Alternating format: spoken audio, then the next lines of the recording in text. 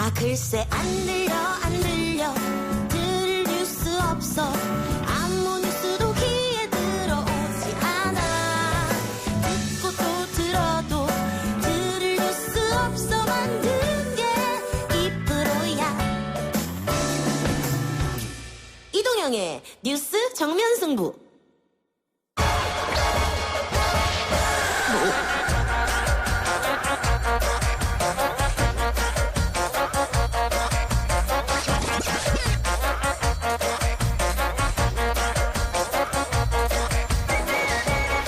YTN 라디오 이동희 뉴스 정면 승부 3부 시작하겠습니다. 온갖 문제 연구소 시간입니다. 오늘도 세 분 모셨습니다. 김기태 미국 변호사, 국립암센터 가정의학과 명승건 교수, 한겨레 신문 김한인 기자 나왔습니다. 어서 오십시오. 안녕하세요. 안녕하세요. 오늘도 코로나19 이야기부터 당연히 먼저 해야 될 것 같은데요. 세 자리 숫자로 확진자가 늘었고 그래서 이제 1000명 넘어가는 건 시간 문제 아니냐 이런 얘기도 나오고 있습니다. 정부는 위기 경보를 심각 단계로 격상했고 총력 등에 나섰는데 심재철 원내대표가 감염 검사를 받았다고 합니다. 국회도 비상입니다. 그래서 오늘 내일 국회가 열리지 않는데 일단 우리 가정의학과 명승건 교수님께서는 지금 상황 어떻게 보고 계십니까? 일단 뭐 잘 아시는 대로 그동안 뭐 지난주까지 굉장히 안정적으로 좀 방역을 잘 하는 상황이었었는데 갑작스럽게 예. 대구 경북 지역에서 특히 이제 신천지 대구교회 그리고 청도의 대남병원에서 예. 집중적으로 하루에 뭐 100, 200 이렇게 드러나면서 지금 이제 800명이 넘었죠. 이제. 예.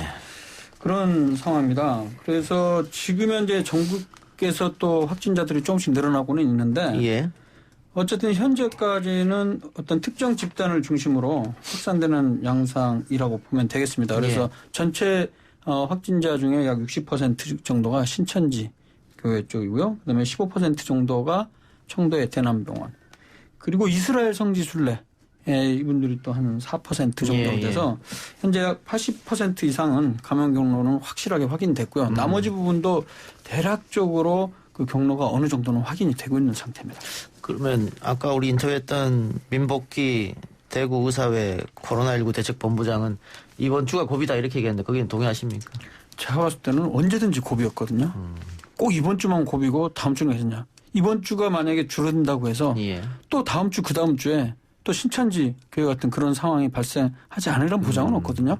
근데 이제 일반적으로 얘기해서 지금이 굉장히 급격하게 늘고 있는 시기이기 때문에 대개 뭐 중국의 예로 들었을 때 봤을 때도 보통 한 1, 2주 정도가 굉장히 좀 중요한 시기라고 보통 일반적으로 얘기합니다만 누구도 그 예측하기는 좀 어려울 것 같습니다. 이 부분은. 알겠습니다. 문자로 0010님께서 사우나는 가도 됩니까? 이런 질문 주셨어요. 기본적으로 집에서 혼자 사우나 하는 거는 괜찮을 수 있겠죠. 핵심은 뭐냐면 대중목욕탕. 대중입니다. 예. 바로 그게 문제란 거죠. 예. 그러니까 사람들이 많이 모인 집회라든가 그런 공간들은 이제 또 단계에서 이제 예. 뭐로 격상을 했습니까? 심각하로 가장 높은 단계로 지금 위기 단계가 격상된 상태이기 때문에 가능하다면 많은 사람들이 모인 공간을 예. 피하는 것이 정답입니다. 현재로서는. 사우나는 습도가 높고 또 고온이지 않습니까? 그럼 바이러스가 살기 어려울 텐데. 일단은 그게 이제 이론적으로는 예. 그렇게 돼 있죠. 그러니까 사우나 안에서야 그런 것들이 이론적으로 바이러스가 생존할 수 있는 조건이 낮다 할지라도 그게 우리가 탈의실 밖에 그렇죠. 바로 그 부분이라는 거죠. 예. 사람들 지나가면서 이제 많은 사람들이 있는 데서 또 편변의 접촉 이런 부분이 문제가 되지 않겠습니까? 알겠습니다.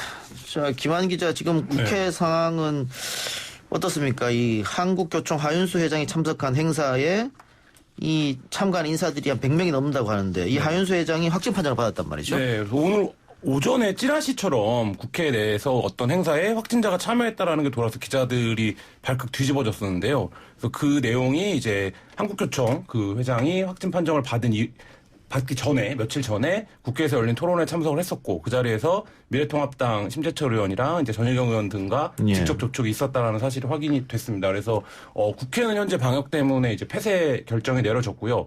최소 24시간 이상 완전히 폐쇄하는 것으로 지금 정리가 됐고 그 미래통합당 관련 행사나 뭐 최고위원회 회의라든지 이런 이제 당 행사를 취재했던 기자들도 전부 일단은 좀 경과를 지켜보는 방향. 언론사마다 약간 대응이 다르긴 한데요. 예. 뭐 그 검사를 받은 언론사도 있고 그다음에 이제 일단 규가 조치했던 언론사도 있고 뭐 그런 상황입니다. 그 심의원과 뭐 보좌관들도 다 검사를 같이 받았다라고 하는데요. 결과는 아마 내일 나오는 것으로 알고 있습니다. 아, 출입 기자들도 뭐 자가격리 이런 겁니까? 아니면 출근하지 말라 이런 겁니까? 언론사마다 조금 대응이 다른데요. 예. 그러니까 일부 소수 인원만 출근시키는 언론이 있고, 근데 이제 기본적으로 지금은 국회가 폐쇄가 됐기 때문에 국회로 하는 건 이제 어려워진 상황이 됐고요.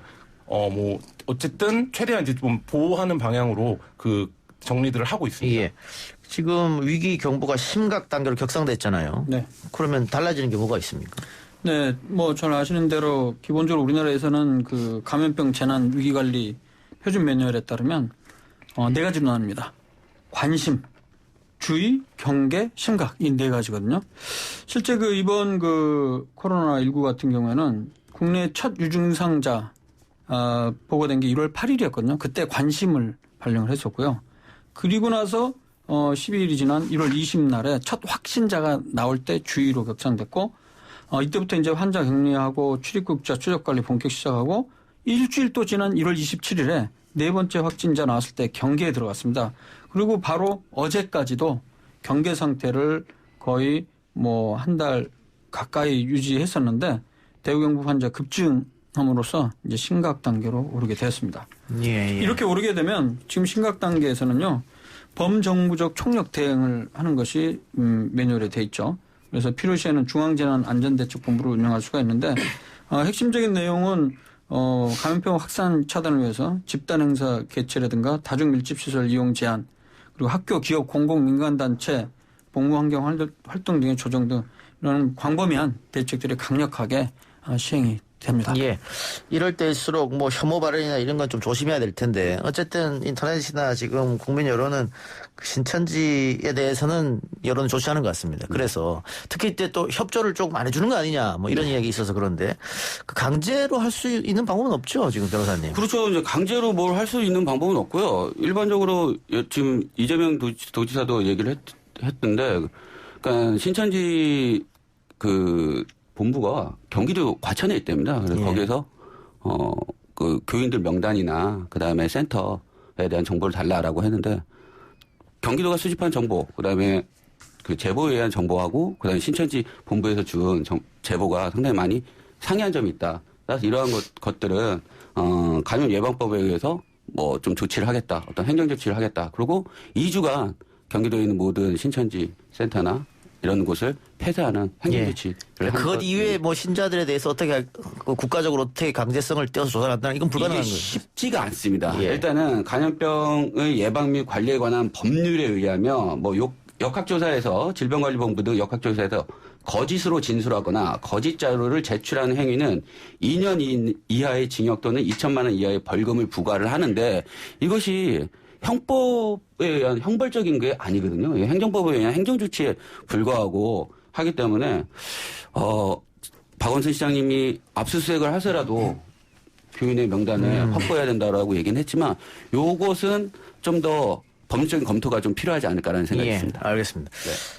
그 오늘 계속해서 실시간 검색어에 춘해 보건대학교로 올라왔는데 이게 그 소위 말하는 찌라시죠. SNS로 춘해 보건대학교 김희진 총장입니다라면서 이렇게 하면은 뭐 예방할 수 있다 그런 내용인데 그 내용 중에 하나가 헤어드라이 열풍을 씌워주면은 옷이나 물품에 확실하게 살균을 할 수 있다. 그러니까 헤어드라이 온도가 7, 80도까지 올라가기 때문에 외출한 뒤에 헤어드라이기로 이렇게 옷이나 몸을 쏘면은 바이러스가 사라진다. 뭐 이런 내용이었는데요. 지금 일단 춘해 보건대학교에서 또 김희진 총장은 그런 문자를 발송한 적 없다. 도용됐다고 이야기하고 있고요. 세계보건기구도 열풍 건조기는 코로나19 바이러스를 죽이는데 효과가 없다라고 했기 때문에 네. 가짜뉴스를 확인했습니다. 여러분. 네. 가짜뉴스를 확인됐기 때문에 이렇게 안 하시면 좋겠고. 일단 뭐 의학적으로는 연구 논문들은 실험실 조건 하에서는 이런 건 있어요. 그러니까 4도씨보다는 20도씨에서 코로나 바이러스들이 오래 못 살았다. 예. 그래서 4도씨에는 28일을 사는데 20도씨로 가면 그게 한 일주일 정도로 예. 생존이 줄어들거나 예.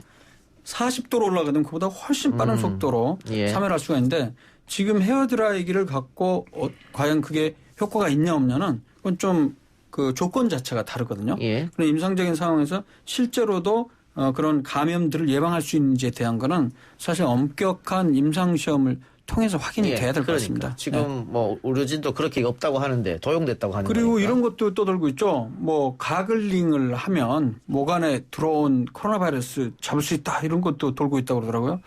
이론적으로 그거는 사실은 가글링 자체는 이 안에 염증이 좀 있는 상태에서 이 상태를 약간 완화시키는 데는 도움이 될지 모르겠지만은 이 바이러스를 죽이고 완전히 차단하는 건 불가능하죠. 왜냐하면 알겠습니다. 바이러스가 이미 흡수가 된 상태라는 걸 예. 의미하지 않겠습니까? 그 상태는. 지금 명 박사가 이야기하는 거나 제가 이야기한 거나 다 가짜 뉴스의 일환인데 김한 기자 지금 네. 이런 코로나19 가짜 뉴스가 굉장히 많이 떠돌아다니고 있죠. 네, 굉장히 폭발적인데요. 그러니까 지금 이 코로나 전국이 한 달 이상 지속되고 있기 때문에 초창기에 이제 우리나라의 확진자가 가파르게 늘지 않을 때는 혐오 관련된 가짜뉴스가 많았습니다. 그러니까 예를 들면 누구 때문에 걸렸다더라, 걸린 사람이 어떻게 방치됐다더라, 이런 류의까지 공포를 자극하는 류의 가짜뉴스가 많았는데 확진자 수가 이제 가파르게 늘어나면서부터는 아까 방금 전에 말씀하신 것처럼 이제 이 의학적 정보의 어떤 허위 정보를 공시하는 전파하는 이런 형태의 가짜뉴스 굉장히 늘고 있는데 뭐 오늘 한겨레에서 기사로 쓰기도 했습니다. 뭐 말라리아 약이 이 코로나 바이러스를 완치제다. 예. 이렇게 하는데 그게 약국에서 5,000원밖에 안 하는데 그걸 빨리 사서 먹어야 가족의 건강을 지킬 수 있다. 그리고 이거를 아무 언론도 말해주지 않는데 내가 이렇게 말해주니까 나를 좀 후원해달라. 뭐 이런 형태의 이제 그 유튜브 영상들 뭐 이런 것들도 확인할 수 있었는데요. 그러니까 지금 뭐 굉장히 좀 어떤 게 진짜고 어떤 게 가짜인지 모를 정도로 그래서 이제 그 확진자가 발생한 지자체들에서 이러이러한 것들은 가짜뉴스입니다를 계속 그 공지해 주는 게 일이 됐을 정도로 굉장히 좀 가짜뉴스가 범람하고 있는 그런 상태입니다. 그래서 사실- 가짜뉴스가 만약에 이게 진짜 뉴스인지 가짜 뉴스인지를 판별하기 위해서는 저번 주에서 나와서도 말씀드렸지만 직접 질병관리본부 홈페이지를 참조를 하시면 가장 빠르게 확인하실 수 있을 것이라고 생각하고 지금 아까 전에 김 기자님이 말씀하셨던 것처럼 초기의 가짜뉴스보다 지금은 어떤 치료제가 백신이 발견됐다더라. 또 어떤 게 먹으면 뭐 낫는데더라라고 얘기를 하는데요. 지금 WHO에서는 공식적으로 18개월 안에는 백신이 개발될 수는 있지만 그렇게 빠르게 백신이 예. 개발되기는 쉽지 않다라고 말을 하고 있습니다. 네, 사실 뭐 이런 그 중요한 의학적인 이슈가 발생을 했을 때 일반적인 가짜 뉴스도 있지만 특히 의사들이라고 다 믿을 거 못 됩니다. 어허. 의사들 중에도 정말 말도 안 되는 얘기를 의학적인 거 확립되지 않은 이론적인 부분만 있는데 그걸 갖다 침소봉대 과장하는 의사들도 굉장히 많거든요. 예. 특히 요즘 뭐 유튜브를 통해서 이런 얘기하는 의사들도 있는데 핵심은 이겁니다. 지금 현재로서는 공식적으로 이 코로나 바이러스를 감염 예방하거나 치료할 수 있다고 완전히 임상적으로 확진된 건 하나도 없습니다. 현재. 예. 손 씻기 정도가 예방에 좀 도움이 될 것이라는 정도는 이전의 경험들을 통해서 공식적으로 우리가 얘기를 하는 거고 마스크조차도 사실 CDC 미국 질병예방통제센터 같은 경우는 권장하지 않는 상황인데 예. 우리나라에서는 권장 약간 이거 전문가들 사이에서도 견해가 차이가 예. 있거든요. 참고로 근데 말라리아 약 같은 경우는요. 그러니까 이런 거예요. 그런 내용들이 완전히 터무니없는 그런 내용은 아니에요. 사실 어느 정도 그런 뉴스들이 존재합니다. 실제 이번에 그 중국에서는요, 이 약제가 따로 없기 때문에 현재 제기되고 있는 게 총 3가지 약제가 있습니다. 네. 일단, 이른바 HIV, 흡전성 면역결핍증, 이른바 에이즈, 치료제로 사용되는 약, 칼레트라라는 약, 2가지 약제를 혼합한 건요. 그 약이 시도되고 있고요.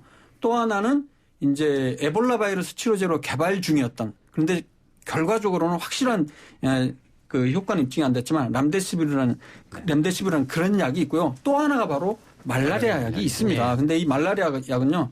중국 내에서 지금 한 100여 명 환자 이상을 대상으로 해서 임상 시험 중에는 있습니다. 예. 그리고 이 부분은 아직까지 그 효능에 대해서는 중간 평가는 좋다는 얘기가 나오곤 있지만 아직까지 효능이 완전히 입증되거나 그다음에 정확한 어떤 용량을 얼만큼 쓰느냐에 대해서는 안 나와 있는 상태이기 예. 때문에 이건 좀 더 알겠습니다. 기다려봐야 됩니다. 명수 박사님 중요한 점을 하나 지적해 주신 것 같은데 지금 뭐 유튜브라든가 혹은 뭐 다른 방송에서 그 의사 선생님들이 나와서 이야기하는 건 그 신뢰성이 있기 때문에 다 믿는데 꼭 다 믿을 수는 없다는 얘기죠. 그게 또 이쪽 전문가가 아닌 분들이 다른 얘기를 할 수도 있으니까. 그럼요. 저도 얘기하고 틀린 것도 가끔 있는데요. 뭐 많지는 않지만 진짜 그런 거예요. 그런데 의사들이 하는 얘기를 보면 딱 이거예요.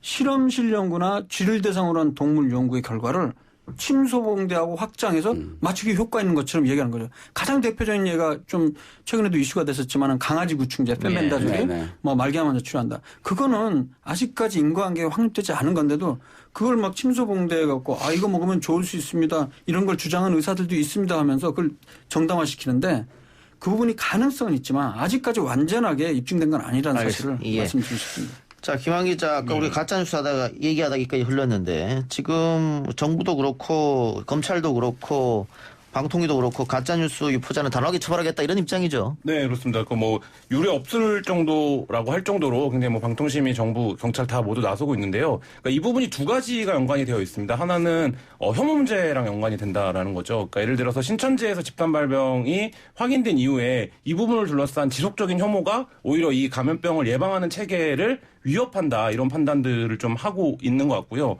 또 한 가지 문제는 지금 이게 어쨌든 정부가 최선을 다해서 이 상황을 통제하고 이 상황에서의 정보라든지 이런 것들을 공개하고 있는데 그럼에도 불구하고 워낙 이제 언론에 대한 신뢰가 낮고 사회적인 대립이 있는 상황을 이용해서 이 부분을 이제 호도하는 정치적으로. 정치적으로 이런 이제 류의 가짜뉴스가 많은데 대표적인 것들이 뭐 예를 들면 지금 이제 대구 경북 지역에서 발병한 이 집단 발병이 사실은 신천지 때문이 아니라 중국인 이제 수학여행객들 때문이었다. 이런 가짜에서 굉장히 널리 퍼져 있거든요. 그리고 또 하나는 뭐 정부가 이 이제 감염자들을 국가유공자로 지정하려고 한다. 이런 가짜뉴스도 굉장히 널리 퍼져 있는데 그런 것들이 실제 사실 여부성을 떠나서 그 가짜뉴스들이 만들어내는 갈등이 있기 때문에 이제 그 부분에 대해서 좀 적극적으로 조치하겠다 이런 게 반영된 것으로 보입니다.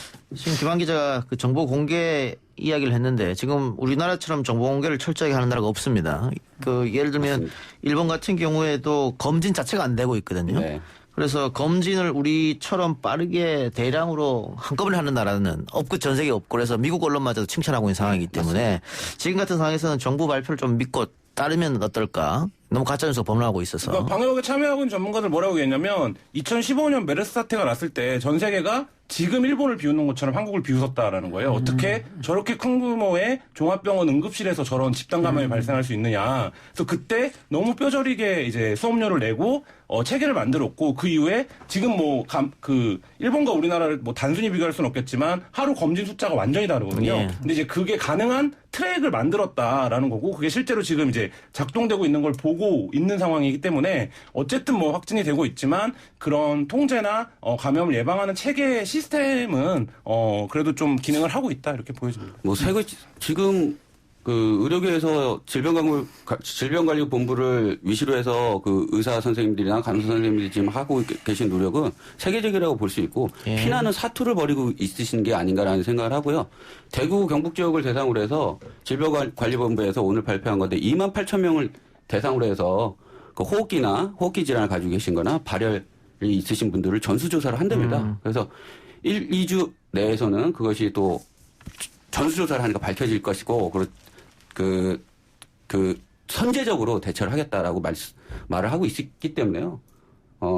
정부의 말을 믿고, 저희 국민들 좀 안심하면서 개인위생에 철저히 하시는 게 가장 중요한 것 같습니다. 알겠습니다.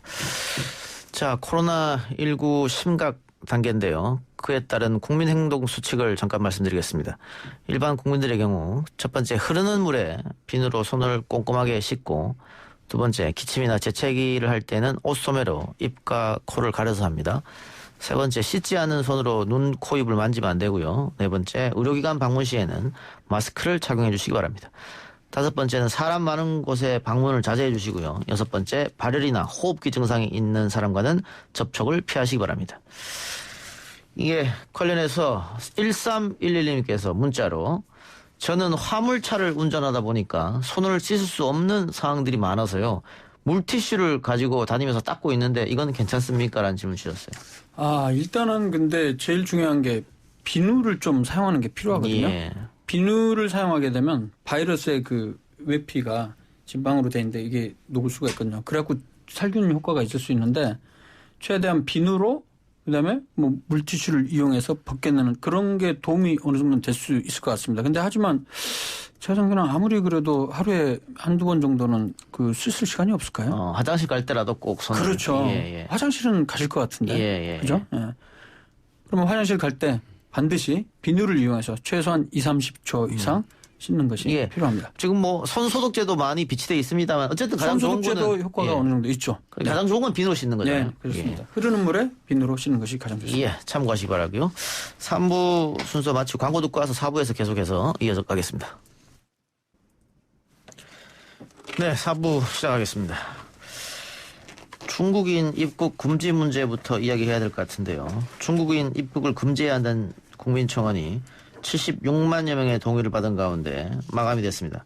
아직도 상당수 전문가들은 입국 금지가 소용이 없다라고 합니다만 정치권에서는 이 주장을 거두지 않고 있습니다.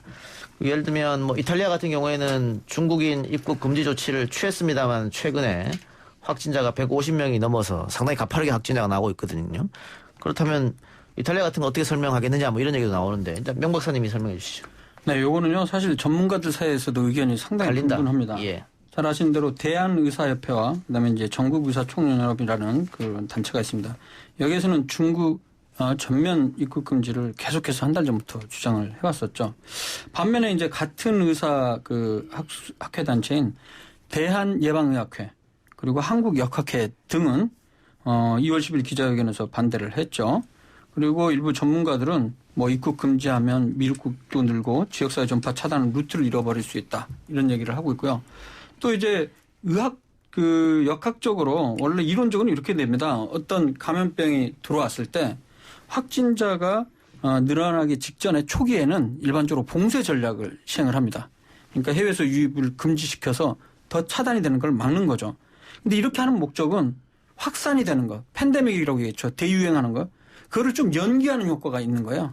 사실 막기는 어렵다는 거죠. 예. 그럼 그 시간에 뭐냐? 그 하는 거 목적이 뭐냐면 그 시간을 벌어갖고 의료 체계 점검하고 그리고 이제 많은 경우 또 이제 빠른 경우는 예방 백신이나 치료제 등도 준비할 수 있는 시간. 그러고 나서 이제 시간이 지나면 이제 지역사회로 확산하게 되는 경우가 많은데 그런 경우에는 이제 완화 전략이라는 걸 사용합니다. 봉쇄 전략이 아니고. 그러니까 조기에 이제 진단도 하고 치료도 하고 그 환자의 중증도를 나눠서 효율적으로 치료하는 이렇게 하는 방법이 있는데요. 근데 실제 이런 부분들은 사실 의학적인 근거도 어느 정도 있습니다. 예를 들어서 2014년도에 세계보건기구에서 발행하는 의학학술지가 있습니다. 이 의학학술지에서 기존에 나왔던 23편의 논문들 연구 결과를 종합한 체계적 문헌고찰이 나왔거든요. 그 연구 결과를 보면 인플루엔자, 독감에 대한 건데 잘 아시겠지만 2009년도에 전 세계적으로 신종플루가 어마어마하지 않았습니까? 우리나라만도 최소한 5만 명 정도가 발생을 했었는데 그 당시에 결과를 종합해 보면 국내 여행 제한은 효과가 굉장히 적다. 그리고 효과는 아까 얘기했듯이 3, 4주 정도 대유행하는 걸 어느 정도는 연기시킬 수는 있는데 결국에는 발생률 자체는 뭐 0.02%, 0.1% 안 되게 감소했고요. 물론 이제 완전 99%, 100% 완전 제한하는 전면 금지를 하게 되면 3내지 혹은 4개월 정도 대유행하는 것을 연기는 할 수 있습니다. 하지만 이마저도 그 효과 자체가 아주 효과적이라고 보지 않다고 결론을 맺고 있습니다. 그래서 이제 결론적으로 여행 제한하는 것, 국내든지 국제적인데 이 제한은 효과가 제한적이고 만약에 성공을 하려면 일부 독감 그 연구 보고에서는 여행 제한과 함께 항바이러스제도 투여하고 백신도 투여하고 이런 것들 여러 가지를 치료법이랑 예. 같이 했을 때 효과적이다. 이런 결론을 맺고 있습니다. 그러니까 어쨌든 중국인 입국 금지해야 된다 이렇게 되니까 이제는 상황이 바뀌어가지고 네. 한국인 입국 금지 네. 뭐 이스라엘이나 요르단이나 마카오나 취하고 있지 않습니까? 그러니까 이게 과연 옳은 일이냐? 네. 예. 오늘 중앙일보 일면이 그 입국 금지를 둘러싼 우리의 엇갈린 기준을 극명하게 보여줬는데요. 그러니까 예를 들면 중국인 입국을 금지해야 된다는 사설을 일면에 실으면서 동시에 이스라엘에서 한국인 입국을 받아주지 않은 걸 굉장히 비판하는. 분노하는. 네. 그러니까 이게 어떤 공포의 단계가 섞여 있는 거예요. 뭐냐면 1단계의 공포는 뭐였냐면 우리도 그 공포가 있었죠. 사회적으로. 중국인 때문에 걸린다. 근데 한국인이 그 대상이 되니까 갑자기 분노감이 치는 거죠. 우리를 이런 바이러스의 덩어리로 보는 건가? 이런 분노가 치는데 근데 지금 상황에서는 중국인 때문에 걸리지 않는다라는 것이 어느 정도 지금 시기적으로 우리가 확인하고 있지 않습니까? 예를 들면 중국을 원인으로 하는 뭐 감염이나 전파는 없었기 때문에 뭐 그런 부분들이라고 한다면 결국 그게 어떤 효과를 갖는 것인가 이 부분에서 예. 사회적인 논쟁 혹은 필요에 따른 주장의 근거가 될 뿐이지 실제 뭐 효과나 효능은 별로 없는 방법이 예. 아닌가. 바이러스가 이제 전파가 되면 가장 중요한 건 감염원이 어딘가 이게 이제 가장 중요한데 중국인 확진자 된 분이 6분입니다.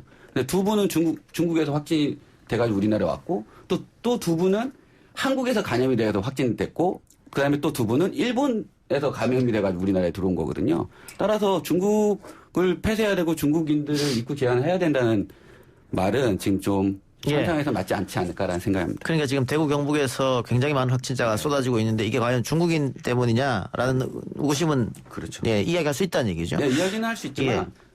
또 하나 네. 이렇게 했을 때 나중에 이 사태가 마무리되고 나서 외교적 분쟁은 없겠느냐 이 부분이 또 있을 것 같아요.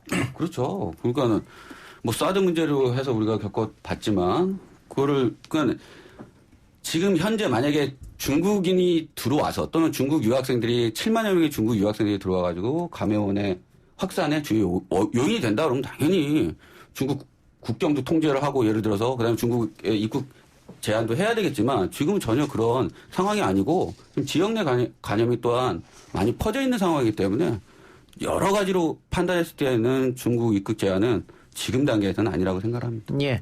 근거도 없고요. 예. 또 하나가 이 코로나19 때문에 국민의 그 건강 문제도 상당한 거겠습니다만은 밖을 나가지 않기 때문에 내수시장 특히 개인적으로 장사하시는 분들이 너무 힘들다고 그래요.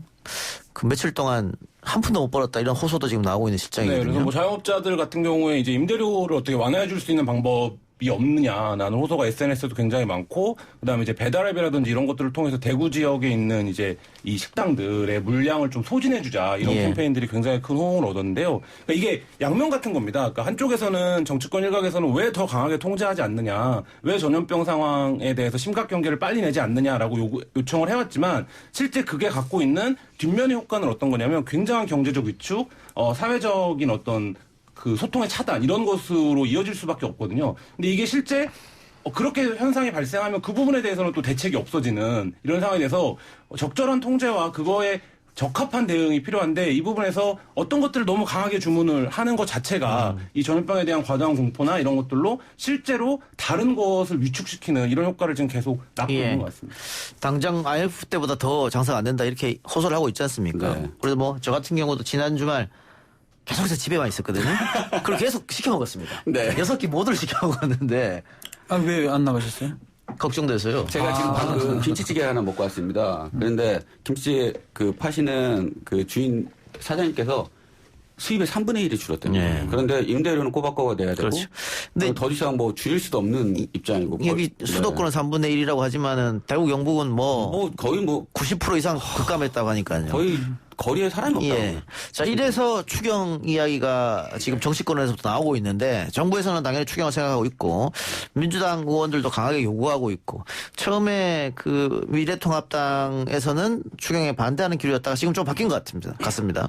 처음에는 야당 포직이라고 얘기를 하면서 반대를 했는데요. 대구 경북 대량적으로 확진자가 발생하자 추경은 협조적인 태도로 지금 바뀐 상태고. 네, 처음에 세금 포죽이라고 네, 반대했죠. 세금 예. 퍼주기 해서 반대했는데, 코로나19를 전국적인 차원에서 대응하지 못한 것은 오히려 제가 생각하기에는 야당 쪽에 좀, 비협조적인 부분이 좀 있지 않았나라는 생각을 하는데, 지금 정치 여당이고 야당이고 지금은 초당적으로 협력할 때가 아닌가라는 생각이 있습니다. 근데 뭐 현실적으로 보면 이렇습니다. 추경은 항상 한쪽이 요구하고 한쪽이 반대하는 예, 그렇죠. 게 일반적이거든요. 예. 근데 이번 건 같은 경우에는 저는 황교안 체제의 미래통합당이 굉장히 커뮤니케이션 기술이 떨어진다라는 느낌을 받았는데 뭐냐면 선거를 앞두고 추경을 적으로 정부 여당이 하는 거에 대해서 우려의 목소리를 낼 수 있죠. 여당이 당연히. 예. 근데 그러면 이러이러한 요소에서 추경이 필요하니 이 부분을 가져오면 그 나머지 것들을 보고 우리가 판단하겠다. 이런 자세로 나가야 사실 공수의 키를 바꿀 수 있는데 애초에 추경 편성이 퍼주기다 이렇게 이제 얘기를 해버리니까 실제로 자기네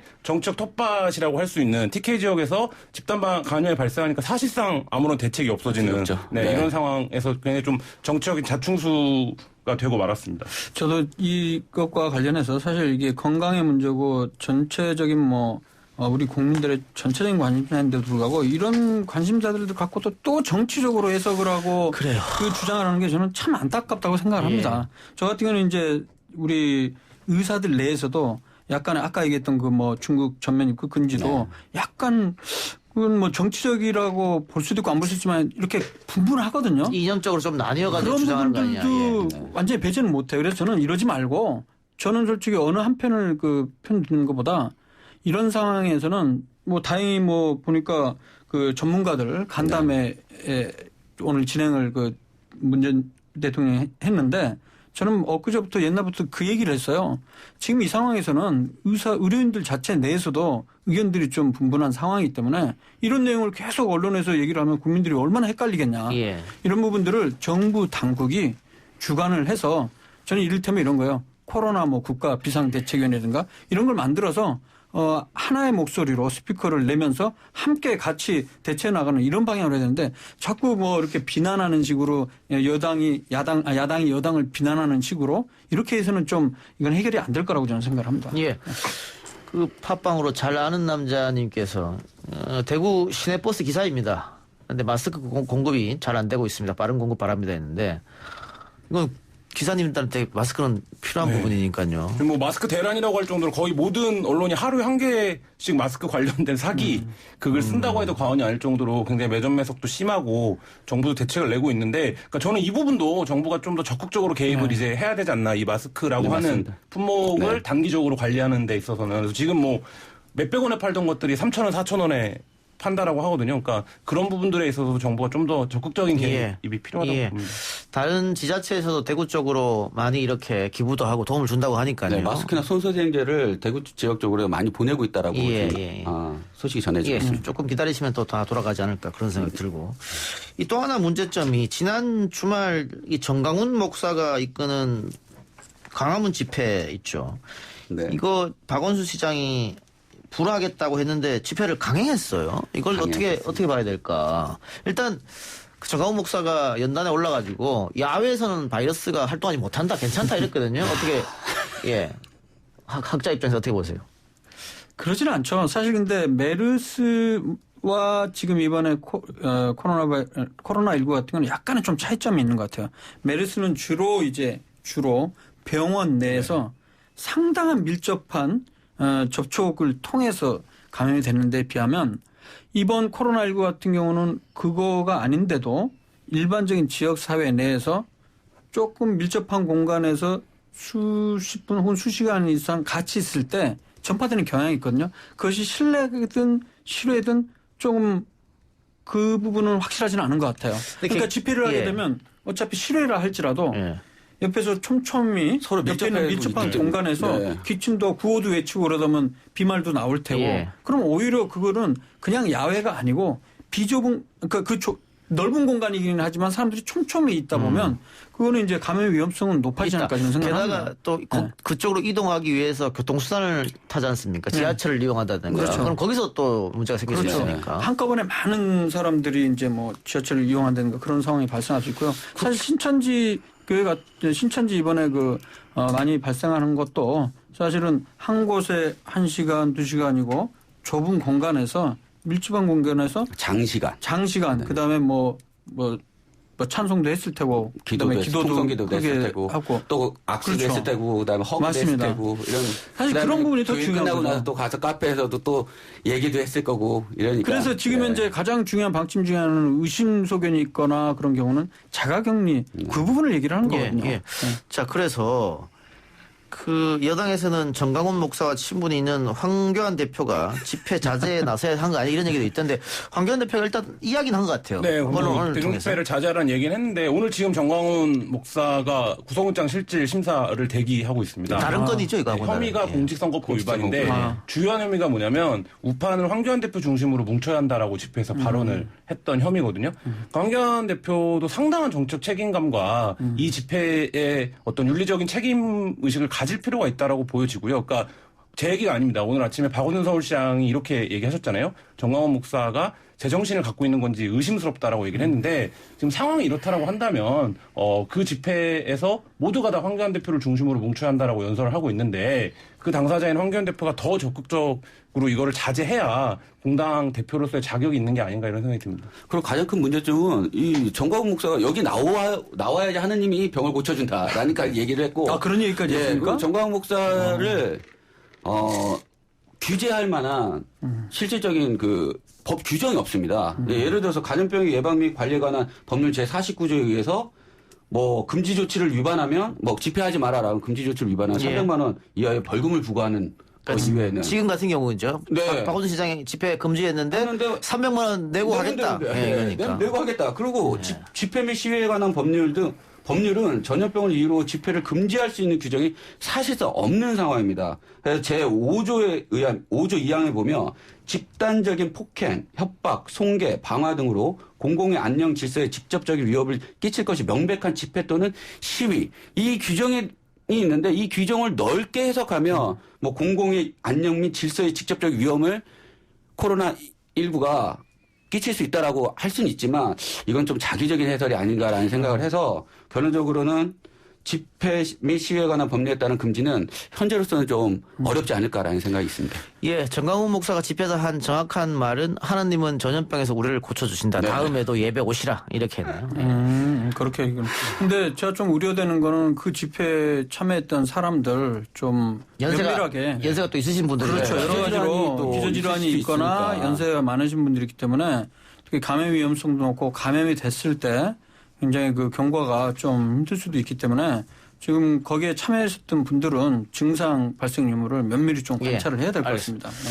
지금 어쨌든 우리가 굉장히 위기 상황입니다. 이런 위기 상황에 정치권이 누가 잘났네 못났네 뭐 이건 나중에 탓하고 일단 조금 힘을 합쳐서 좀 이 위기를 극복해 나가는 모습을 보여줘야 또 국민과 시민들도 함께하지 않을까 생각이 듭니다. 아까 이와 관련해서는 명승원 박사님 한마디 하셨고 두 분도 여기 관련해서 한마디 하고 우리 방송 끝내도록 합시다. 네. 저는 지금 우리나라가 세계적으로 유례 없이 잘 해나가고 있습니다. 국민 여러분께서는 정부를 믿고 그다음에 의료계에 계신 분들을 믿고